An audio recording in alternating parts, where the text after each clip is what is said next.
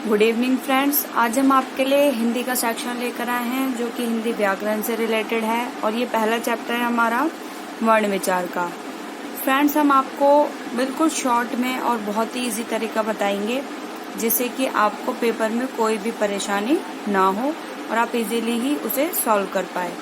ये चैप्टर बहुत ही ज़्यादा इम्पोर्टेंट है क्योंकि ये आपके एग्जाम में आता है और इसमें पूछा जाता है आपसे कभी कि भाई स्वर बताइए और व्यंजन बताइए, या फिर आप बताइए कि ये अल्पप्राण है या महाप्राण है। इस तरीके से आपसे एग्जाम में पूछा जाता है। हम आपको क्वेश्चंस भी प्रीवियस ईयर के सेंड करेंगे जिससे कि आपको नॉलेज होगी कि किस तरीके से क्वेश्चन पूछे जाते हैं। तो आइए शुरू करते हैं। सबसे पहले हम वर्ड की डेफिनेशन देख लेते हैं जो कि बहुत ही छोटी सी है। वर्ड यानी कि सबसे छोटी इकाई जिसके कोई भी टुकड़े नहीं किए जा सकते, उसी को हम क्या कहते हैं? वर्ण कहते हैं। वर्ण को दो भागों में विभाजित किया जाता है। एक होता है हमारा स्वर और दूसरा होता है व्यंजन। स्वर में आपके आ जाते हैं अ, आ, ई, ओ, रे, ऋषि, ए, ओ, औ।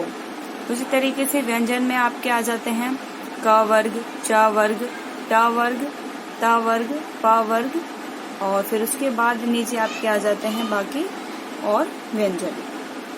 चलिए अब हम देखते हैं जरा कि क वर्ग में कौन कौन से आपके व्यंजन आते हैं। तो यहाँ पर क वर्ग के अंदर आपका आता है क, ख, ग, घ, न। देन उसके बाद च वर्ग है, देन ट वर्ग है, देन ट वर्ग है और फिर प वर्ग है।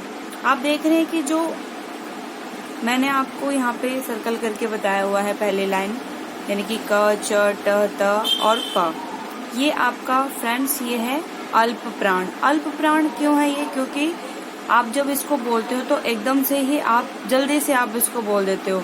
जैसे आपने बोला क, ख, फिर ग, घ। इस तरीके से क में आपके बहुत ही कम टाइम लगा, इसलिए अल्प। अल्प यानी कि बहुत ही कम समय, तो इसलिए इसको अल्प प्राण की कैटेगरी में रखा गया है। देन उसके बाद जो नेक्स्ट लाइन है उसे महाप्राण कहते हैं। देन उसकी अगली लाइन जो है वो अल्प प्राण है। देन उसके बाद फिर महा और फिर अल्प। इस तरीके से आप याद रख लेंगे कि पहली लाइन अल्प, दूसरी महा, देन फिर अल्प, फिर महा और फिर अल्प। ये आपको याद करने में भी इजी रहेगा। इवन आप याद भी नहीं करना चाहते तो कोई दिक्कत नहीं है, क्योंकि आप फिर एग्जाम में भी जो है आपको पहले से ही पता होगा कि भाई पहली लाइन में ये वर्ड आते हैं, ये अल्प है, और उसके बाद सेकेंड लाइन में जो वर्ड आते हैं वो महाप्राण है। इस तरीके से आप इजीली जो है उसको कर लेंगे। देन उसके बाद हमारे जो बाकी व्यंजन बचे हैं वो हैं अंतःस्थ व्यंजन।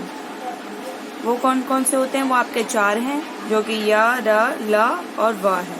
इसमें भी आपको ऑप्शन दे के पूछ लिया जाता है कि बताइए अंतःस्थ व्यंजन कौन सा है। तो आप जो है ये चार याद कर लेंगे और फिर आपको पता चल जाएगा कि कौन से अंतःस्थ व्यंजन होते हैं।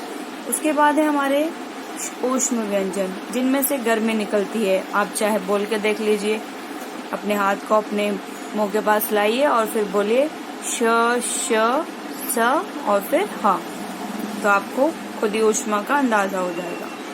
देन उसके बाद है हमारा संयुक्त व्यंजन। संयुक्त व्यंजन कौन से व्यंजन होते हैं?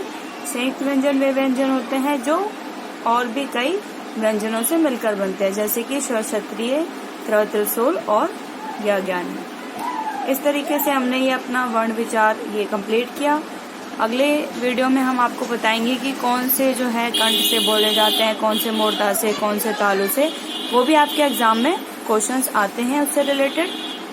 तो पहले हम इसके क्वेश्चंस आपको देंगे, फिर आप जो है आपको इजी रहेगा उसे समझने में और एग्जाम में भी आपको पता चलेगा कि किस तरीके से वो क्वेश्चंस आते हैं। Okay, thank you friends.